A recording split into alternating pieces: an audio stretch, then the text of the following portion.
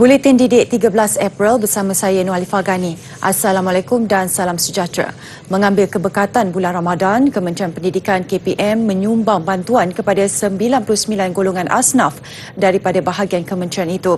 Ia bertujuan meringankan beban penerima dalam persediaan menyambut Syawal dengan lebih bermakna. Bantuan itu diberikan Menteri Kanan Pendidikan Datuk Dr. Razzie Jidin pada Majlis Ihya Ramadan anjuran KPM yang diadakan di Pusat Konvensyen Antarabangsa Putrajaya PICC Putrajaya semalam. Turut hadir Timbalan Menteri Pendidikan Datuk Muhammad Alamin. Untuk rekod, pihak KPM menerusi bahagian pendidikan Islam telah melancarkan tabung Ihya Ramadan 2022 pada 1 April yang lalu. Ia bertujuan membuka ruang dan peluang kepada warga KPM untuk menginfakkan sumbangan bagi membantu golongan yang memerlukan. Sekolah Jenis Kebangsaan Cina SJKC Union di Georgetown, Pulau Pinang menjadi sekolah ekologi atau Ecological Civilization School yang pertama di negara melaksanakan pelbagai projek hijau dan kelestarian alam semula jadi. Sekolah berusia 94 tahun di Jalan Burma itu menjalankan projek kehijauan sejak tahun 2019 melibatkan lebih 800 pelajar. Pelancaran program Ecological Civilization Primary School disempurnakan yang di-Pertua Negeri Tun Ahmad Fuzi Abdul Razak semalam. Pengetua SJKC Union Ko Chiu Hong berkata sejak 3 tahun lalu warga sekolah ini mengusahakan pelbagai projek kita semula dan menanam pelbagai jenis pokok dan sayuran. Program berkenaan masih diteruskan secara dalam talian ketika sekolah ditutup akibat pandemik COVID-19. Ini adalah satu peluang kepada murid kita untuk mendedarkan mereka tentang kesayangan kepada alam sekitar. Program ini memang dah buatlah murid-murid tu. Oh, ada. Okay, Macam tadi, dia nampak murid boleh memperkenalkan pokok itu sendiri. Ya, dan mereka akan menghayati bagaimana nak menanam, bagaimana nak menjaga, dan pokok-pokok itu semua adalah kehasilan mereka sendiri. Lebih 20 jenis tanaman dijaga secara bergilir oleh murid-murid tahun 4, 5 dan 6. Ia termasuk serai, roselle, bayam, mulberry dan banyak lagi yang ditanam menggunakan sistem tanaman konvensional, hidroponik dan aquaponik. Hasilnya, mereka meraih lebih 100 kg sayur-sayuran dalam tempoh 3 tahun, di mana semua hasil tanaman itu dijual kepada ibu bapa dan diberi secara percuma kepada kantin sekolah untuk dimasak. Program berkenaan mendapat penyertaan dan maklum balas yang menggalakkan daripada murid-murid yang teruja untuk menjadi antara individu yang menyayangi dan memelihara alam sekitar. Before 4 years of not knowing recycle, after I joined this club, I finally realized what is recycle and what is like planting, a lot of knowledge about plants. This project gives us courage and braveness to go and join more competitions so that we will success in the competition and we learn how to recycle, reuse everything. Ketika sekolah ditutup, ia mempunyai sistem penyiraman secara automasi selain turut dibantu oleh pengawal keselamatan sekolah. Pendapatan daripada tanaman yang dijual kepada ibu bapa dimasukkan ke dalam tabung eco bagi menaik taraf dan menambah baik keperluan tanaman. Agensi Kelayakan Malaysia MQA menandatangani memorandum persefahaman MOU untuk program rintis Stand-Alone Micro Credentials SAMC bersama 8 buah institusi pengajian tinggi IPT. MOU bertujuan untuk memperkasakan pembelajaran sepanjang hayat dalam kalangan masyarakat. Majlis menandatangani memorandum persefahaman MOU yang berlangsung di Putrajaya disaksikan Menteri Pengajian Tinggi Datuk Seri Dr. Noraini Ahmad. Ia membabitkan Universiti Teknologi MARA UiTM, Universiti Teknologi Malaysia UTM, Universiti Pendidikan Sultan Idris UPSI, Universiti Sains Malaysia USM, Universiti Malaysia Pahang UMP, Universiti Tunku Abdul Rahman UTAR, Management and Science University MSU dan Jabatan Pendidikan Politeknik dan Kolej Komuniti JPP KK. Menurut Datuk Seri Noraini Ahmad, melalui SAMC, para pemohon boleh mengambil kursus-kursus jangka pendek yang ditawarkan oleh IPT yang berbeza-beza selaras dengan kemahuan industri.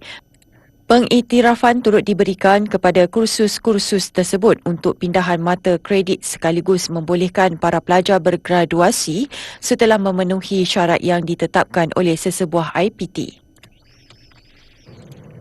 Sempena sambutan perayaan Songkran hari ini, Perdana Menteri Datuk Seri Ismail Sabri Yaakob berharap seluruh masyarakat Siam dapat menggunakan perayaan ini sebagai pengerat hubungan silaturahim dengan sahabat handai serta jiran tetangga yang berbilang bangsa. Ia dilihat asas kepada kesejahteraan yang menjadi tunjang kepada konsep keluarga Malaysia.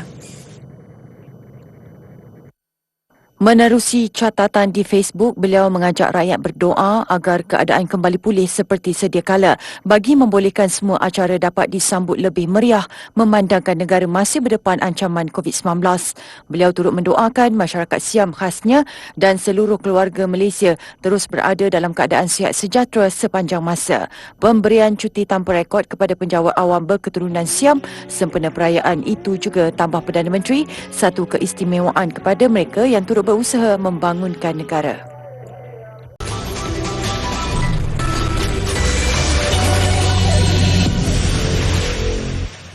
195,865 kanak-kanak antara 5 hingga 11 tahun atau 5.5% telah melengkapkan vaksinasi di bawah program imunisasi kanak-kanak COVID-19 kebangsaan PIK-KIDS setakat semalam. 1,371,120 kanak-kanak dalam kumpulan sama atau 38.6% juga telah menerima sekurang-kurangnya satu dos vaksin. Data di laman COVID Now juga menunjukkan lebih 2 juta atau 92% remaja 12 hingga 17 tahun telah lengkap divaksin, manakala 95.3% pula menerima sekurang-kurangnya satu dos vaksin.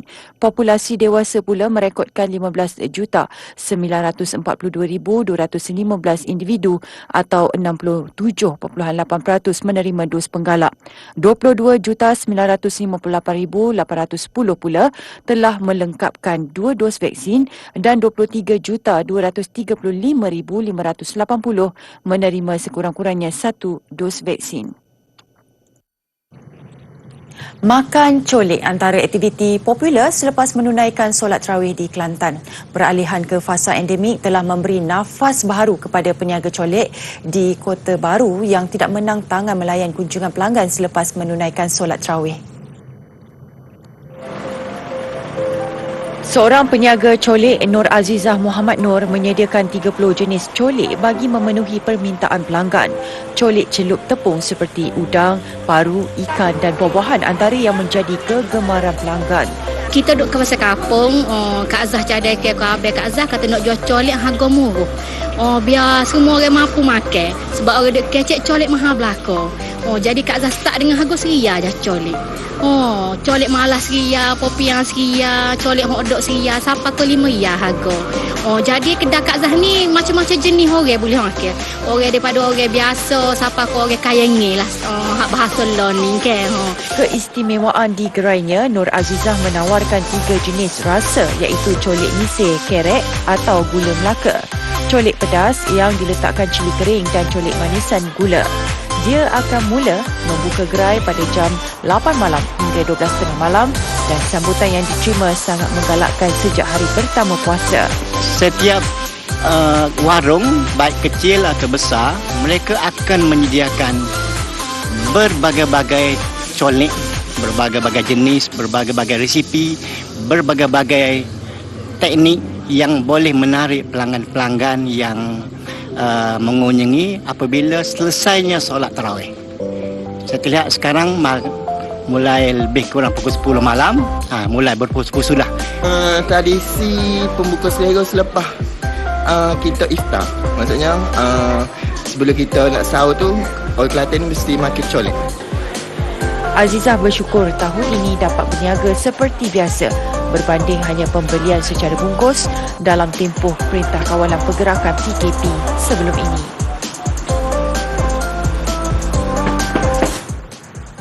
Sepasang suami isteri tidak menyangka idea suka-suka untuk membuat pelita daripada buluh sebagai perhiasan malam lebaran 7 tahun lalu memberi pulangan lumayan setiap kali tiba bulan Ramadan. Lebih membanggakan, pelita buluh atau pelita panjut mereka menyala hingga ke Singapura dan Brunei. Bermula dengan hanya memasang pelita buluh di sekeliling kedai makan milik mereka pada tahun 2015, kini Mat Nazri, Mat Yusof 41 tahun dan Kamsiah Kamis 39 tahun mampu tersenyum bangga apabila pelita buluh atau pelita panjut buatan mereka tidak henti-henti menerima tempahan saban tahun. Setiap kali bulan Ramadan, hasil jualan pelita buluh tersebut mencecah belasan ribu ringgit. Dengan harga RM15 sebatang, pasangan ini mampu menjual hingga 1,000 batang dalam tempoh sebulan. Sejak 1 Ramadan lalu, tempahan yang diterima sudah melebihi 300 tempahan yang mahu menggunakannya sebagai perhiasan malam raya. Pelita panjut buatan mereka ini didatangi dengan dua pilihan, iaitu menggunakan minyak dan bateri. Menurut Nazri, proses menghasilkan sebatang pelita memakan masa 15 hingga 30 minit dan setiap hari kira-kira 50 batang pelita dapat disiapkan. Pemilihan buluh dibuat dengan teliti bagi menjaga kualiti dan bekalan buluh diperoleh daripada pembekal sekitar Masjid Tanah dan Alur Gajah. Pilih buluh yang betul-betul yang tua lah. Buluh yang betul-betul tua. Lepas tu kita kena jaga juga. Masa kita tebang buluh ni pun dia hidup sebenarnya. Buluh ni dia bukan tak hidup, dia hidup. Dalam nanti dia akan mengecut. Jadi daripada situ kita kena jaga dia lah. Kalau kita dah dapat siap pelita buluh ni, endes kita kena isi minyak lah. Isi minyak dulu ataupun rasa kalau tak nak, kita letak di tempat geduk. Kita siram lah. Sebelum lagi bulan puasa lagi, dia dah ada permintaan. Seminggu lagi kita nak menyambut bulan Ramadan, saya dah dapat hampir 100 tempahan lah. 100 batang buluh pelita panjut ni, tempahan yang orang kata apa, kebanyakan luar daripada negeri Melaka lah. Antaranya yang terbaru ni kami hantar di Gombak, di Johor Bahru, di Brunei pun ada. Malah kita ke Singapura pun ada.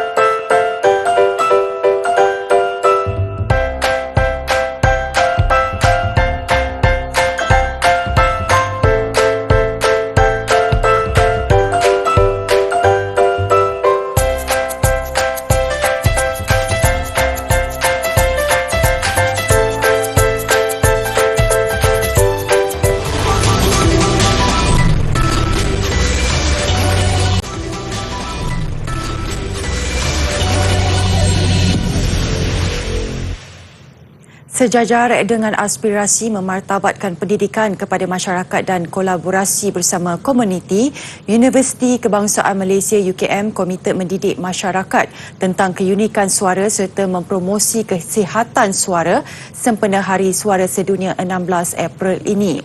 Bertemakan Lift Your Voice, ia mengajak setiap individu menggunakan suara yang berkualiti sebagai identiti diri dan memperbaiki komunikasi. Menerusi kerjasama dengan beberapa artis tersohor tanah air seperti Datuk Syafina Selamat, Misha Omar dan Hel Husani, dua pengisian dirangka UKM bagi menzahirkan aspirasi berkenaan. Ia menerusi aktiviti karaoke peti suara yang berlangsung 30 Mac lalu dan webinar berkaitan penghasilan dan penjagaan suara pada 15 April ini. Masyarakat juga akan didedahkan tentang tanda masalah suara serta khidmat bantuan jika mempunyai masalah suara. Kesedaran tentang bagaimana pentingnya mereka menjaga dan menggunakan teknik yang betul ketika bertutur dan juga bernyanyi amatlah penting. Saya mengharapkan agar program seperti ini akan berterusan dan semakin diperbanyakkan. Ianya sangat membantu, especially bila when it comes to performance bila keadaan kita sakit. Masa kita sihat tu bolehlah kita nak nyanyi macam biasa, tapi bila sakit tu itulah baru kita rasa macam bergunanya bila kita belajar.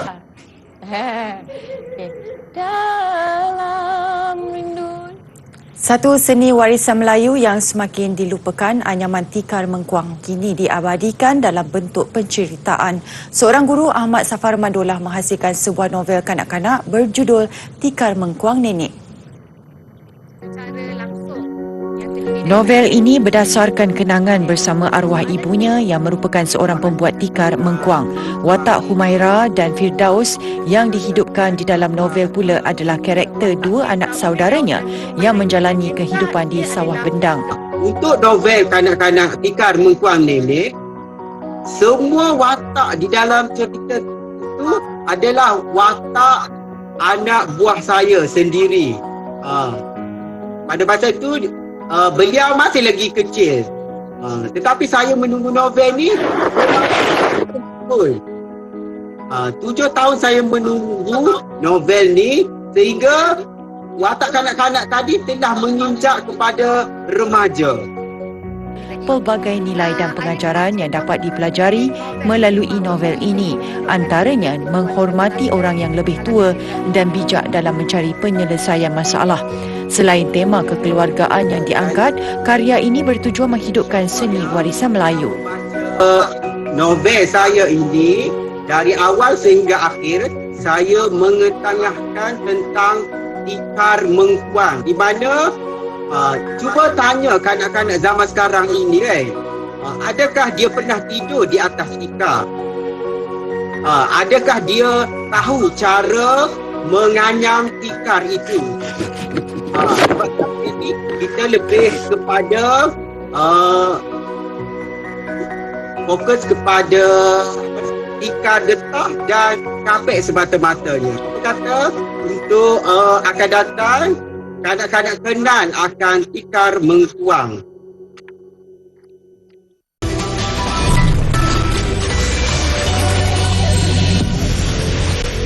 Sukan selepas kejayaan 3 wakil negara mara ke pusingan kedua terbuka Korea semalam, 2 lagi gandingan negara turut menjejakkan kaki ke peringkat seterusnya hari ini. Paling sensasi kejayaan Tan Kiang Meng dan Tan Wee Kiong menyingkirkan pilihan ketiga dari Indonesia, Pramudia Kusuma Wardana dan Yeremia Eric menerusi pertarungan 3 set. Turut mengiringi mereka gandingan campuran Goh Soon Huat dan Chevon Lai. Sekadar mara ke pusingan kedua pada terbuka Korea minggu lalu, gandingan Tan Kiang Meng dan Tan Wee Kiong kembali dengan misi untuk pergi lebih jauh pada saingan Korea Masters di Guangzhou. Dan segalanya bermula baik walaupun mereka dicabar hebat pilihan ketiga kejohanan dari Indonesia, Pramudia Kusuma Wardana dan Yeremia Eric Yuchi Yachon Rambitan. Menang dengan keputusan 21-11, 16-21 dan 22-20 selepas bertarung selama 48 minit. Kejayaan mereka bagaimanapun gagal dituruti satu lagi pasangan beregu lelaki, Nur Muhammad Azrin Ayub dan Lim Kim Wah. Berdepan wakil tuan rumah Na Guan Min dan No Jin Seong, mereka terpaksa akur tewas dengan keputusan straight set 19-21 dan 18-21.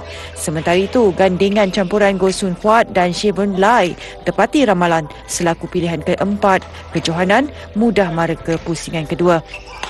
Juga menentang pasangan tuan rumah Wang Chan dan Jung Kun Yun, dominasi disajikan Soon Huat dan Chevon sepanjang 2 set permainan.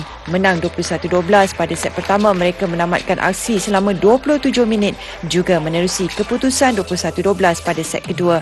Cabaran Chong Hun Jian dan Yap Cheng Wen pula berakhir di pusingan pertama selepas mereka tewas kepada pasangan Cina Oh Juan Yi dan Huang Ya Cheong. Hanya 24 minit diperlukan wakil dari China itu menang dengan keputusan 21-16 dan 21-5. Dalam pada itu, hasrat Chiam Jun Wei untuk mengiringi Sung Ju Wen dalam saingan persorangan lelaki tidak kesampaian. Dia sekali lagi terpaksa akur tewas kepada pemain tuan rumah Jong Hyong Jin dalam pertarungan straight set 21-11, 21-11. Tenis Monte Carlo Masters. Kejutan melanda pemain nombor 1 dunia Novak Djokovic apabila tersingkir di pusingan kedua tewas kepada jago Spanyol Alejandro Davidovic Fokina. Berdepan pemain ranking ke-46 dunia dari Spanyol Alejandro Davidovic Fokina di pusingan kedua, Djokovic bermula longlai apabila tewas 3-6 pada set pembukaan. Kerja keras terpaksa dilakukannya pada set kedua sebelum lega mengheret permainan ke set penentuan selepas menang 7-6. Namun, segalanya serba tidak menjadi apabila Djokovic akur tewas dengan keputusan 1-6 menamatkan cabaran di Monte Carlo. Sementara itu, pilihan ketiga dari Greece, Stefanos Tsitsipas mudah mengatasi cabaran jago Itali Fabio Fognini untuk mara ke pusingan ketiga. Menang 6-3 pada set pertama, dominasi penuh disajikan Tsitsipas pada set kedua, melengkapkan permainan menerusi kemenangan 6-0 selepas beraksi selama 71 minit. Peringkat seterusnya, Tsitsipas dijadual menentang pemenang antara Lorenzo Sonego ataupun Laslo Djere yang akan bertarung di pusingan kedua nanti.